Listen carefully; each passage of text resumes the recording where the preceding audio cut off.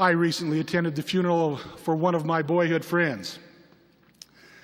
This brother was genetically challenged from birth. He could understand concepts quite well, but could not read or write. His speech was limited to a very few identifiable words, along with a jargon all of his own. Some in our group could recognize the few words he spoke. However, we could usually tell from the tone of his words whether he was expressing his concerns or his great capacity to love. Much of Lynn's early life was spent in a special school away from home. He spent his summers and many holidays at home with his family. For the past 17 years, Lynn, who outlived all of his family, lived in a care center where his many needs could best be met. Upon Lynn's death, one of his special friends arranged a funeral to be held in the meeting house we attended as boys. Present at the funeral were his dear friends, the staff from the care center, a few ward members who remembered him from many years ago, and about a dozen boyhood friends and their families. Several brethren who had stayed close to Lynn during his long, often lonesome stay at the care center offered tender remarks. All of our memories were refreshed during the course of the service.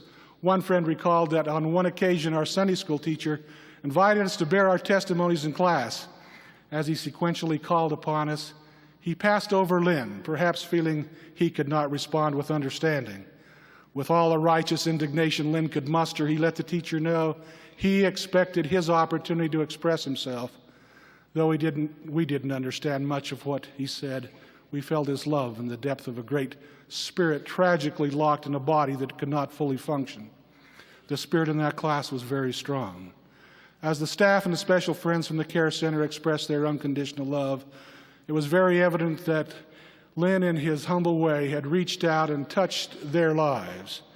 During the course of the funeral, it was apparent that at least 3 of our boyhood friends and their families had reached out to minister to Lynn in ways that included regular visits, long automobile rides, invitations to dinners and on special occasions and birthday parties.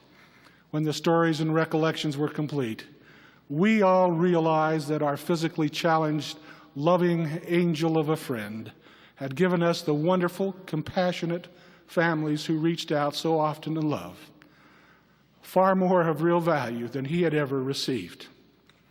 Yes, today is indeed a season of many opportunities. It is a season to reach out, to touch the life of someone, a season to commit to keeping the Sabbath day holy, and a season to help keep the lights of our temples burning brightly, to name just a very few.